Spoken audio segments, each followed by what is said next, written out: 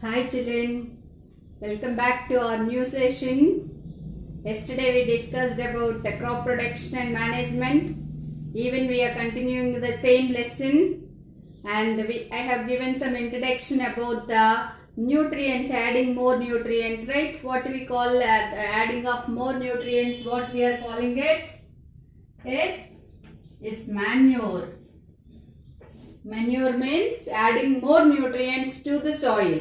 So that's what we are going to discuss today. Is there any types in manure, or how to prepare the manure? How can we supply to the growing plants? That's all. Those all we'll discuss today, children. So the manure it is prepared in three ways. One is compost, and the second one is vermicompost,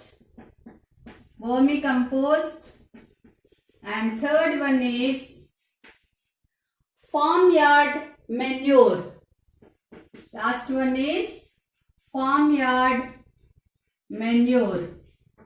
So now you know the meaning of manure, adding more nutrients to the soil known as manure. Now one by one, what way they are helping to the soil also we are going to discuss now. So the first one, what's the meaning of a compost? Compost is nothing but the vegetables and fruits when they rotten, when they spoil, are the waste materials from our kitchen. When your mom peel out the vegetables, when she peel out the fruits, those all comes under waste composting. How they become into compost we see. So here we are taking as vegetable and fruit peels. Vegetable and fruit peels are the leftover food from the kitchen. Leftover food items from the kitchen. They all can convert into like compost. How? Is it in our hand? Can we make into compost like that? It's not at all. We are helping, but the major work, the capacity, the microbes are having this capacity. This already we discussed in microorganism front and fold chapter we discussed. So some organisms, some microorganisms are helping to convert this all this organic waste into compost. So what are playing the major role here? The microbes are playing major role. Decomposing bacteria are playing major role to convert organic matter into compost. So generally when you see in the rural areas and villages, farmers, what they will do are the farmers' houses, when you see, they'll collect all the waste from their kitchen and everywhere. They are not going to throw on the roads at all. They will make a pit in their backyard and they will dump all this waste in that pit. And then slowly, because of this decomposing bacteria, that waste gets converted into compost. So this can be added in the fields before plowing. They'll spread in the field. Yesterday we learnt about plowing and the tools which we are using in the plowing we had seen. So before plowing, they will spread this compost in whole the field, and then this can get mixed up in the soil and give more nutrients for growing plants. Okay children? So that is one way, and the next one is vermicompost. Vermicompost is prepared from animals and plant waste. Animal and plant waste can get decomposed or can break down and change into like manure by earthworms. These earthworms are having that capacity. The excreta of animals, the waste products of plants and animals can get break down and some species of earthworms can do this. So this animal waste is converted back into like compost. The compost which we are getting from the earthworms is known as vermicompost. So the texture looks like this. The vermicompost texture looks like this, black in color. There is a process to prepare the vermicompost.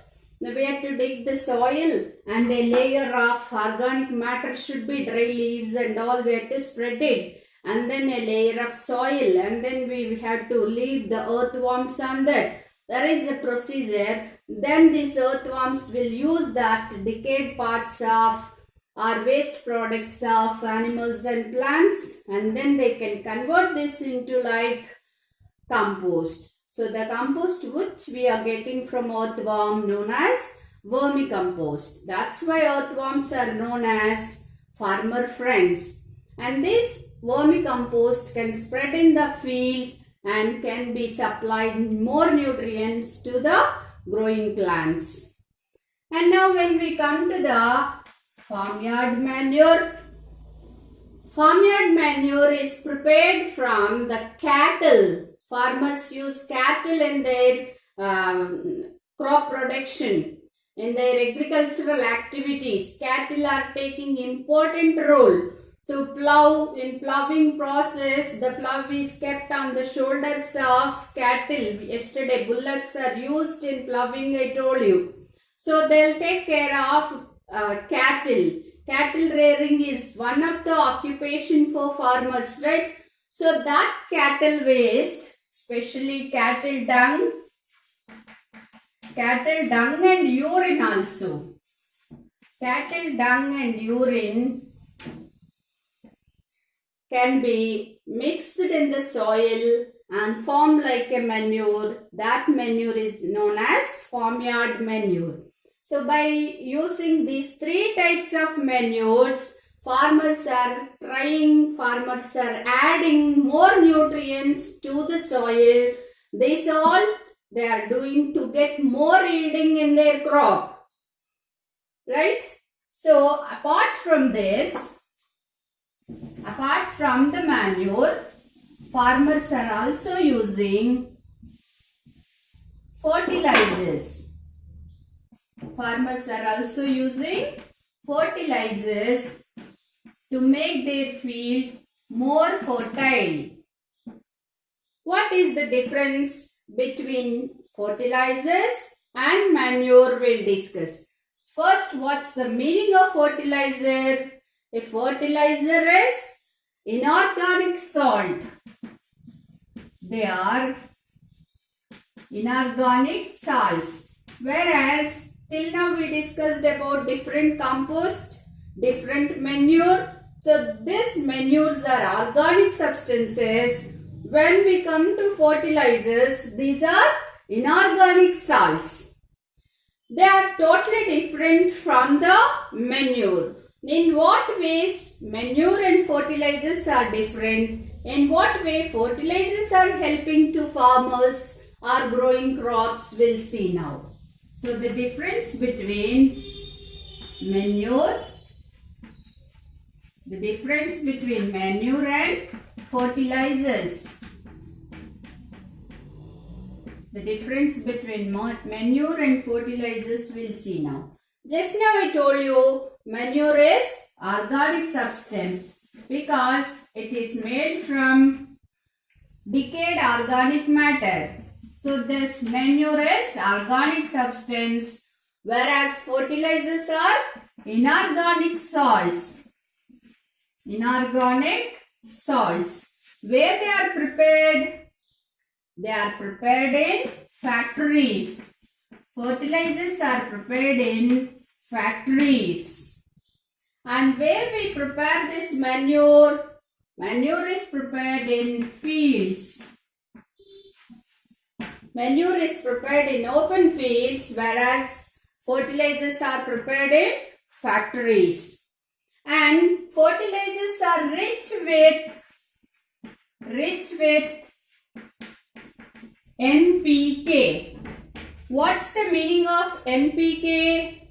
N means This N means nitrogen element. P means phosphorus,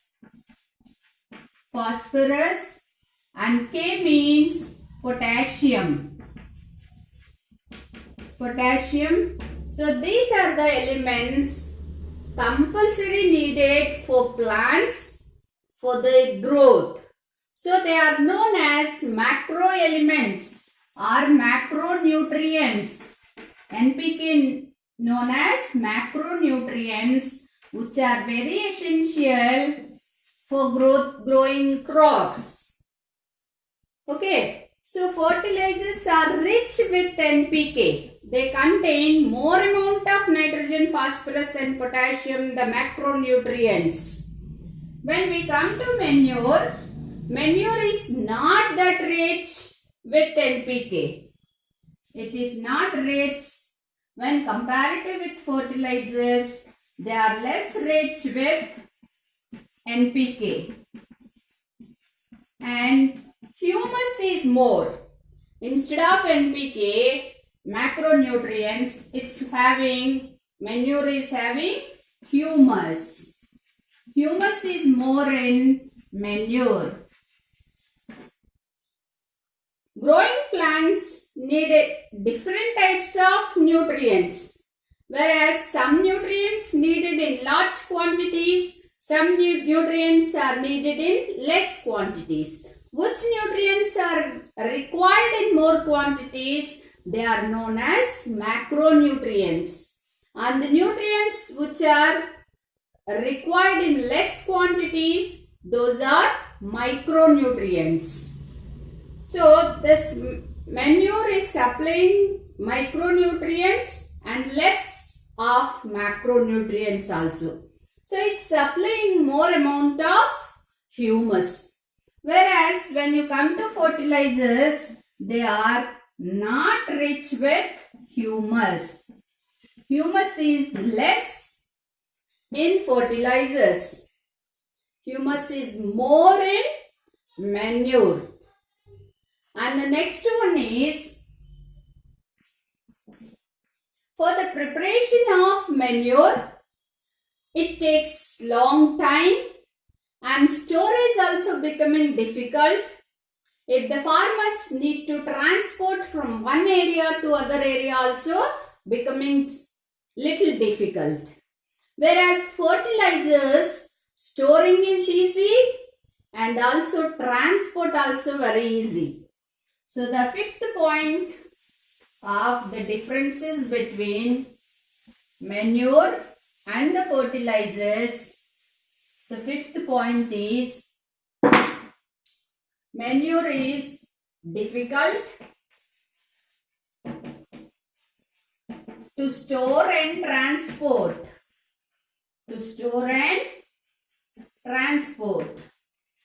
Whereas fertilizers can easily store and they can transport wherever the farmer wants to transport.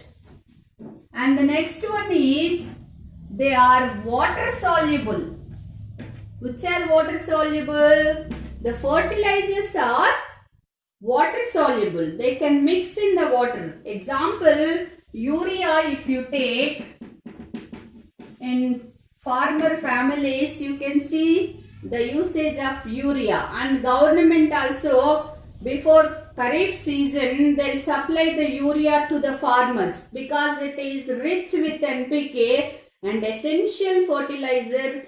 Before growing the crop, farmers need to use this nutrient. Mostly they are using. So this urea can easily mix in the water.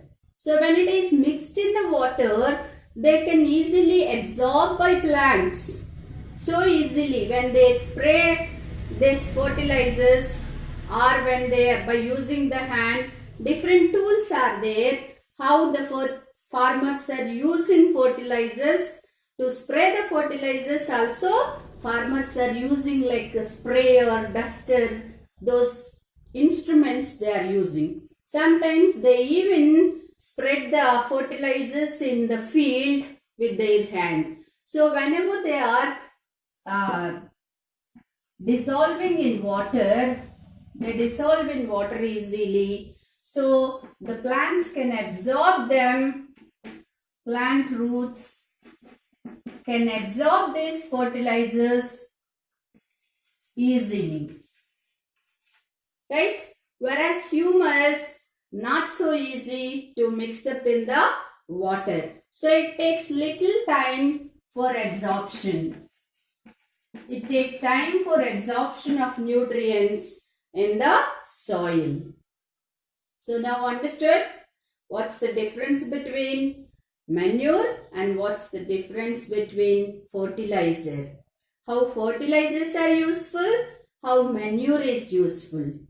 And you can get a doubt when fertilizers are rich with NPK and they are easily absorbed by the soil and they are helping for the instant growth of the crops, then why we need to prepare the manure and taking so risk and time for preparation of this? Why can't we go for fertilizers? You would have get a doubt. Why? Because when farmers are using excess amount of fertilizers, when they use excess amount of fertilizer, along with that water irrigation time, when they use the fertilizer, some fertilizers may mix up in the water and that water leads to go and join in the ponds, lakes, rivers which are nearby. So that these fertilizers are leading to the death of aquatic animals. Because the fertilizers cannot digest in aquatic animal digestive system. So it's a harm for the aquatic life. So this excess use of fertilizers are leading to water pollution and also for soil pollution. Soil is also getting polluted because of excess use of fertilizers. At some extent, farmers can go with fertilizers, but if they use excess amount, then it leads to the water and soil pollution. That's why they are not advisable using more amount of fertilizers. Understood, children? Next we will see, is there any, when we come to manure, is it creating any pollution? No pollution, nothing. And only the bad odor comes, that too, the waste 7 to 8 days once farmers has to turn while making the vermicompost, even the compost pit. Only bad odor it gives, but there won't be much pollution with manure. That's why using manure is eco-friendly. No harm to the environment. No harm to the aquatic life. Apart from this fertilizer and manure, there are other ways to make the soil rich with nutrients. So what are those methods? We'll see now. What are the other methods to make the soil rich? Even the excess use of fertilizers may lead to eutrophication also. Eutrophication means when these nutrients are going to lakes and ponds, excess nutrients, the plants which are growing in water and even microplants also will be, phytoplanktons will be. So these all will use up these excess nutrients and they occupy the whole pond. And they won't allow the sunlight to go into the deep of the water. So that the animals, the aquatic animals which are living in that water cannot absorb the light, and the air will not, they won't allow the excess growth of these plants, will not allow the light and oxygen to go deep into that water. So even they are leading to eutrophication process also. That's why the farmers are choosing other methods also to enrich the soil with nutrients. That's only field follow. Field follow. Field follow meaning leaving the field uncultivated for 1 or 2 seasons is only known as field follow. Leaving the land or leaving the field uncultivated for 1 or 2 seasons is known as field follow. Then you may get a doubt, if the farmers leave the land without cultivation, that's a loss for the farmers, no madam, and they cannot get the money for their livelihood. Yes, that's also a reason. But what actually happening is, if a farmer grows continuously same type of crop in his field, for example, you take rice or cotton as kharif crop, continuously from years and years when he grow the same crop means it need the same type of nutrients more, requirement will be same. So years and years when that soil is supplying same type of nutrients, finally after 6 to 7 years, then that soil become deficit of the nutrients which are needed for that crop. So that's why he need to leave a season without cultivating anything. After plowing the field, the farmer need to leave that field empty. So that when he plow, we discuss the advantages of plowing. Microbes will come up, humus, it becomes rich with humus and the soil get aerated and soil become porous. So when he leave like that, those all get decomposed and the manure preparation takes place more, and the next year it gives more yielding to the farmers.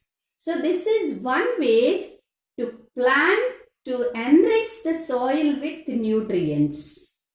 Okay, there is another way also, that's only known as crop rotation. Crop rotation. Then we'll see what's the meaning of growing crops alternately. Growing crops alternately is known as crop rotation. What's the meaning of alternately? We'll see now. Growing the crops alternately is known as crop rotation. What does it mean? That means between the Kharif and Rabi crops, some legume crops should be grown. What's the meaning of legume crop? Leguminous crop means like pulses like peas, beans and all comes under legume crops. Peas, beans, groundnuts, all the pulses family, crops all will comes under leguminous family. So this leguminous plants in our chapter number 2 we already discussed in our microorganisms lesson. Some leguminous plants have a special character that in their roots, root nodules are present. I showed you the root nodules also to you all. Okay. So these root nodules, white color swollen parts are present on their roots. This leguminous plant family roots are having this. These are known as root nodules.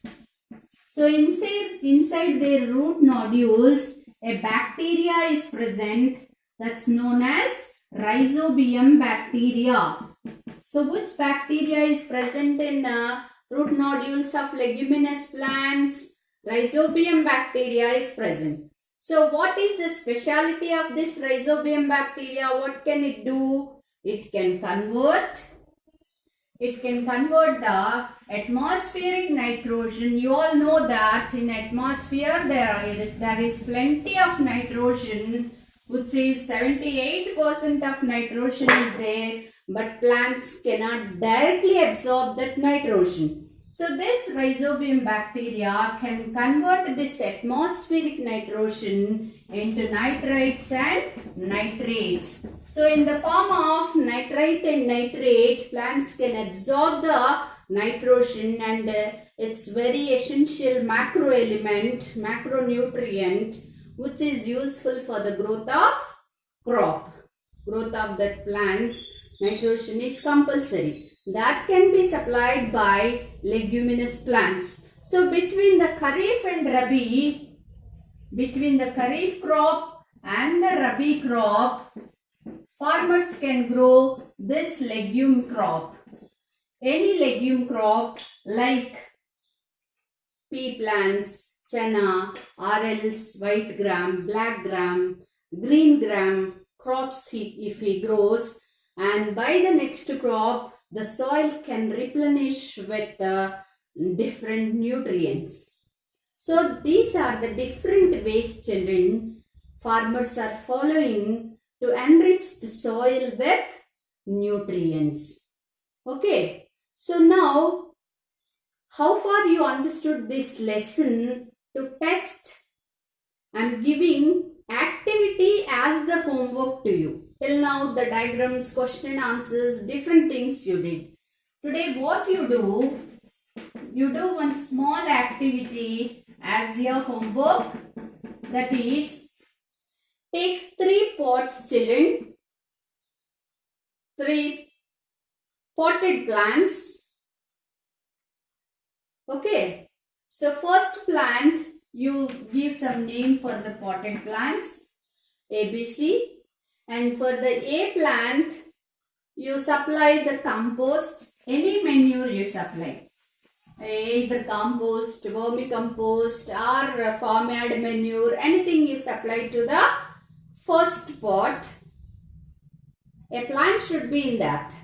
Okay, you mix this manure nicely in that first pot. And the second pot you add some fertilizer. Any fertilizer like urea or anything which is available. Ask your parents if available, you do it. Anyhow, manure can prepare. It takes nearly 7 days. By next week you can say your result to me. So first pot add the manure, second pot any fertilizer, and third pot you leave like that. Only the plant will be potted plants. These are, so a plant without adding any nutrients. Now observe their growth. Observe their growth for 1 week or 15 days. You observe the growth of these 3 pots. Note down your observations. And what are the observations you found, and what are the differences you found among these 3 potted plants? You note down in your notebook along with the diagrams. Okay children, is it interesting? When you involve it, it gives you pleasure, happy.